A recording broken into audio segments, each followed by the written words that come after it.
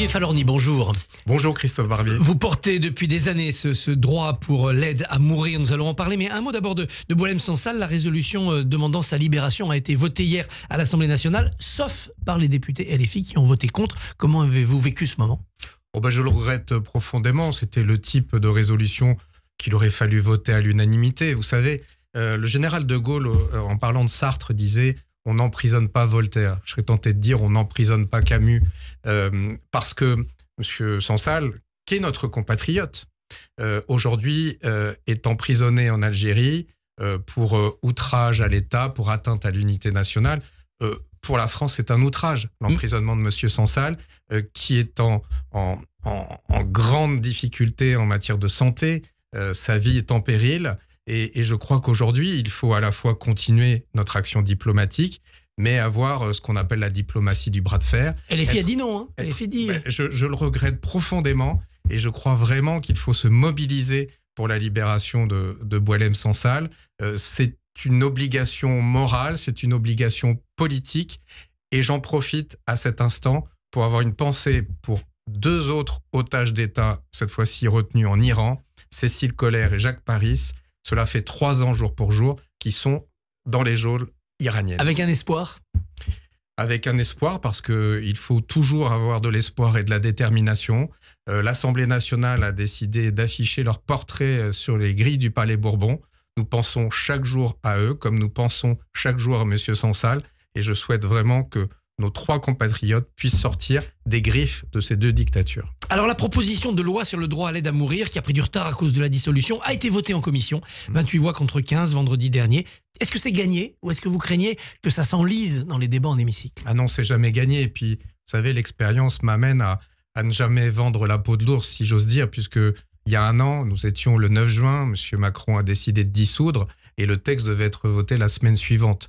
Donc, non, c'est un parcours d'obstacles depuis des années. Je m'emploie à faire en sorte que ce texte puisse être inscrit à l'ordre du jour. C'est le cas à nouveau. Le texte, vous le savez, a été séparé en 2. J'en ai pris acte.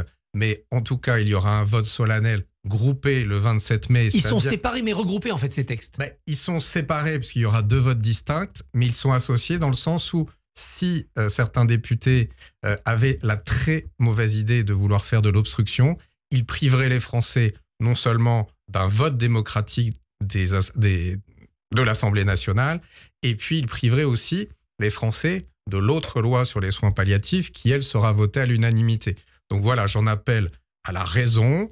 Je pense que nous pouvons avoir un grand débat de qualité à l'Assemblée nationale. C'est un grand sujet de société. C'est une loi éminemment républicaine, et je le redis, parce que cette loi interroge nos valeurs fondamentales. La liberté, l'égalité, la fraternité, tout cela est dans cette loi, et j'ajouterai que ce débat s'inscrit aussi dans l'impératif de laïcité.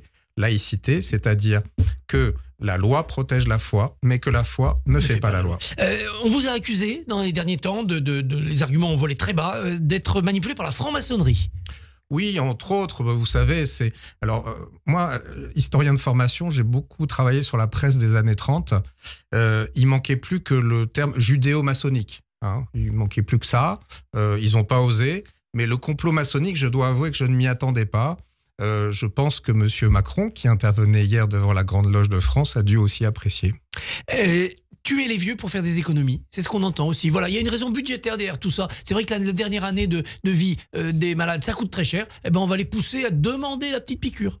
Oui, puis vous oubliez les personnes handicapées. Parce que dans la série, il y a aussi ça. Vous savez, on a eu un débat sémantique sur pourquoi nous ne voulons pas, pourquoi je ne veux pas utiliser le mot euthanasie. Parce que vous savez, il y a des mots qui sont souillés par l'histoire. Euthanasie, c'est un beau mot par son étymologie grecque, belle mort. Mais entre 1933 et 1945, les nazis ont parlé d'euthanasie pour éliminer les personnes handicapées. Et ce mot, il a été souillé par l'histoire, comme d'autres mots. J'avais dit à certains de mes collègues, il y a 1 an, on était au moment des élections européennes, est-ce que dans un programme, vous parleriez de collaboration franco-allemande? Non, vous parlez d'amitié franco-allemande, de coopération franco-allemande. Il y a des mots qui sont souillés par l'histoire.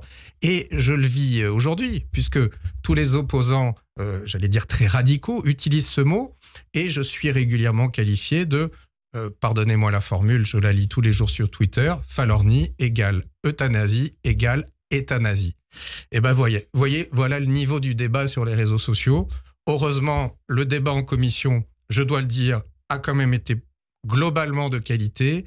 Et ceux qui s'aventuraient, j'allais dire, dans des formes de procès d'intention, sur l'idée qu'on voudrait faire des économies, qu'on voudrait supprimer les vieux, ben j'allais dire, il suffit qu'ils lisent le texte. C'est un texte extrêmement encadré, qui crée des conditions strictes et qui, évidemment, ne s'adresse qu'à des personnes qui sont en fin de vie. Pas à des personnes âgées, pas à des personnes handicapées, dont des gens qui malheureusement vont mourir. Alors dans les débats reviendront les interrogations sur ce qu'est justement la fin de vie. Phase avancée ou terminale. Certains vous disent mais phase avancée ça veut dire quoi? La Haute Autorité de Santé l'a défini hier. Ça tombe bien. Cet avis a été extrêmement intéressant. Il a écarté, j'allais dire, le critère initial qui était en fait de se baser sur une prédiction du temps qu'il resterait à vivre. C'était la notion du moyen terme. Les médecins sont des médecins, pas des devins. En revanche, nous avions choisi la notion de phase avancée qui figure dans le Code de la santé publique depuis 2005, puisque c'est dans la loi Leonetti de 2005. On nous dit que c'est un trésor national. Très bien. Eh bien, la phase avancée au terminal, c'est dans la loi Leonetti. Et la phase avancée, elle a été définie hier par la Haute Autorité de Santé. C'est l'entrée dans un processus irréversible, le mot est important, irréversible, qui engendre une aggravation de l'état de santé du malade et l'aggravation de sa qualité de vie. Pour résumer, nous avons fait le choix d'un critère lié à la qualité de vie et non pas à la quantité de vie qu'il resterait à la personne. Avec le pronostic vital engagé à moyen terme aussi, vous réussissez à le définir, c'est quoi? 2 mois, 3 mois, 6 mois? La Haute Autorité de Santé a clairement dit que ça n'était pas du tout opérant. En cela, je me suis senti confirmé et conforté dans ce que j'ai pu dire l'année dernière, puisque nous avions changé le texte sur ce point-là, à ma demande. Nous avions écarté le moyen terme. La Haute Autorité de Santé, hier, l'a écarté en disant un médecin ne peut pas prédire, j'allais dire, qu'il reste 6 mois, 12 mois, 24 mois à un malade. C'est parfaitement impossible. Et si on avait gardé le moyen terme, on aurait finalement voté une loi, mais le droit aurait été inopérant, ineffectif, et ça aurait été dramatique, évidemment. Alors certains, jusqu'au Premier ministre, tiquent sur l'idée que le malade puisse non seulement s'auto-administrer, mais demander à ce qu'un soignant lui administre un poison létal. C'est, dit-il, la fin de l'exception euthanasique que de dire le soignant doit m'obéir et doit m'injecter le produit. Mais d'abord, on parle de malades en fin de vie. Il y en a qui sont dans l'incapacité, parce qu'ils sont paralysés ou patients. Dans l'incapacité physique, dans l'incapacité psychologique, parce que ce geste, voilà, ils se sentent pas prêts à le faire. Donc, ce serait une rupture d'égalité profonde. Qu'est-ce qu'on dirait à un malade qui ne peut pas le faire?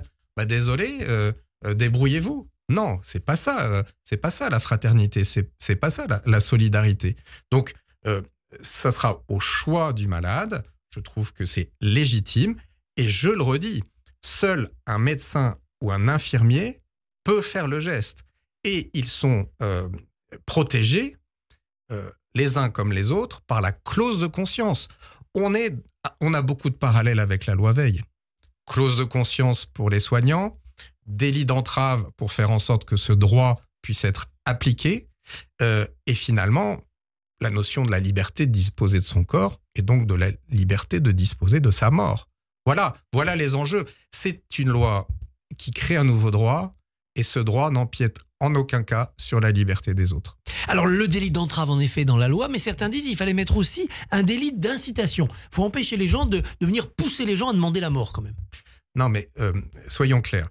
D'ailleurs là aussi la loi Veil avait été précise. Elle avait créé un délit d'entrave, elle n'avait pas créé de délit d'incitation. Le délit d'entrave, ça n'est pas entraver le débat d'idées, la conviction. Si un jour, vous venez me voir, je suis gravement malade, je veux avoir un droit à mourir, et si vous venez me voir en disant « surtout ne fais pas ça », vous ne serez pas condamné pour délit d'entrave. Le délit d'entrave, c'est éviter d'entraver des actes, comme il s'agissait d'empêcher que des militants s'enchaînent devant des centres anti-IVG et empêchent des femmes d'accéder et de pouvoir avorter comme elles en avaient le droit. C'est ça le délit d'entrave, c'est pas d'empêcher des gens de convaincre Et donc, ça n'est en aucun cas une remise en cause de la liberté de penser, la liberté de discuter. Est-ce que vous pensez que ceux qui demanderont cette aide à mourir seront bien protégés contre ce qu'on appelle l'abus de faiblesse? On imagine les héritiers cupides venir dire au grand-père « Allez, demande l'aide à mourir pour hériter plus vite ». On sera protégé contre ça? C'est la loi qui protège. C'est d'ailleurs sa mission, c'est son rôle. Moi, je préfère une loi qui encadre plutôt que la situation actuelle totalement hypocrite. On a tous les jours des aides à mourir clandestines dans ce pays, tous les jours. Il y a 2 solutions en France, si vous voulez vous mourir comme vous l'entendez. Soit vous avez un réseau de connaissances, un médecin qui accepte dans l'illégalité de vous aider à partir, soit il y a l'exil. Voilà. Il faut de l'argent. Et il faut de l'argent. Et puis il faut être en capacité physique de pouvoir se déplacer. Voilà la situation hypocrite aujourd'hui dans ce pays.